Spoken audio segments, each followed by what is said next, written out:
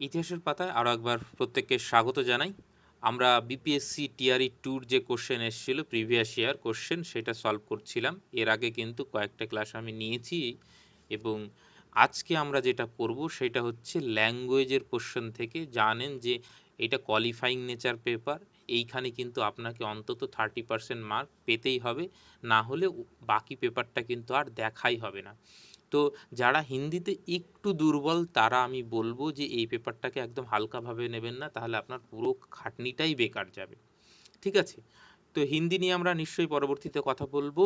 এইবার আসি ইংলিশে কি ধরনের কোশ্চেন এসেছিল টিআরই টুতে, যাতে আমরা টিআরই ফোরের জন্য এইরকম কোশ্চেন আসলে সঠিকভাবে অ্যান্সার দিতে পারি।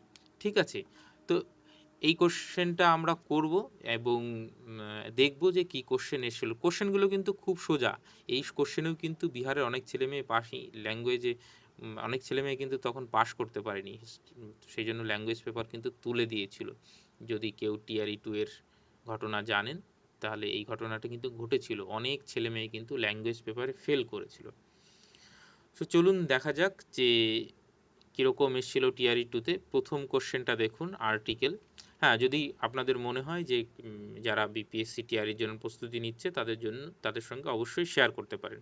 প্রথম কোশ্চেনটা দেখুন, দেয়ার আর 30 or 31 days in dash month. এবার অপশনগুলো দেখুন, অপশন এতে আছে দি, অপশন বিতে এ, অপশন সিতে অ্যান, এবং more than on of the above, এবং নান অফ দ্য অ্যাবভ। তাহলে এইটা দেখেই বুঝতে পারছেন যে ইংলিশে এ অ্যান দিকে আর্টিকেল বলা হয়। এই আর্টিকেলের ব্যবহার নিশ্চয়ই আপনারা পড়েছেন, অনেকে হয়তো অনেক আগে পড়েছেন আর নতুন করে পড়েননি। তো আর্টিকেলগুলো কিন্তু একবার দেখে নেবেন, ঝালাই করে নেবেন। আর্টিকেল সাধারণত দু রকম, এই দিটা হচ্ছে একদম ডেফিনেট আর্টিকেল, আর এই এ অ্যানকে কিন্তু বলা হচ্ছে ইনডেফিনিট আর্টিকেল। এইটা অনির্দিষ্ট। আর যখনই কোনো নির্দিষ্ট কিছুকে আমরা বোঝাবো তখন কিন্তু আমরা সাধারণত দি ব্যবহার করে থাকি, যেমন this sun, this moon, the river, Ganga. তো এই সমস্ত বিষয়গুলোর আগে কিন্তু আমরা দি ব্যবহার করে থাকি। দি মানে নির্দিষ্ট। এবং অ্যান কি, অ্যান সাধারণত কোনো বস্তু বা বিষয়কে আমরা যখন অনির্দিষ্টভাবে বোঝাই তখন কিন্তু এই এ অ্যানের ব্যবহার হয়। নিশ্চয়ই আপনারা একবার তবু দেখে নেবেন যে আর্টিকেলের ব্যবহার। তাহলে এইখানে কি হবে, দেয়ার আর 30 or 31 days in a month, এইখানে কিন্তু এ হবে, যেহেতু একটা মাসের কথা বলা হচ্ছে। তাহলে মানে খুব সহজ কোশ্চেনই আসছে, তারপরেও যাতে এইখানে কোনোভাবে ভুল না হয় এবং 30% মার্ক যেন পাওয়া যায়, নিশ্চিত করা যায়, সেটা কিন্তু আপনারা অবশ্যই খেয়াল রাখবেন। চলুন নেক্সট কোশ্চেনটা, my father is dash engineer in the water work department.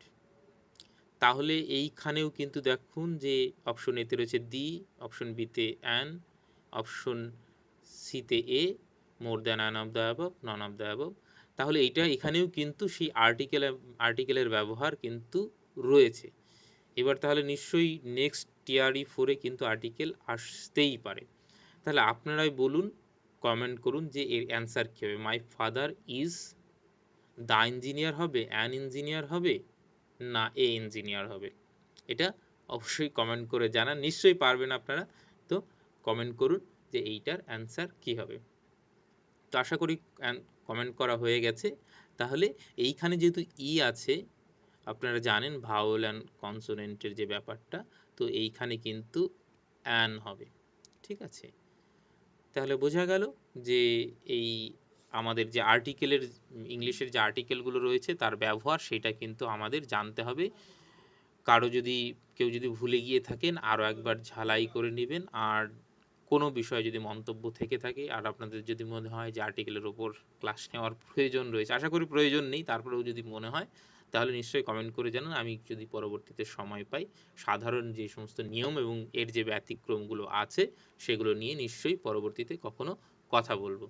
তো যদি আপনাদের মনে হয় তো ভিডিওটি শেয়ার করতে পারেন যারা বিপিএসসি টিআরই ফোরের জন্য প্রিপারেশন নিচ্ছেন। নেক্সট আমরা আরও প্রিভিয়াস ইয়ার কোশ্চেনগুলো কিন্তু দেখব। সকলকে অসংখ্য ধন্যবাদ।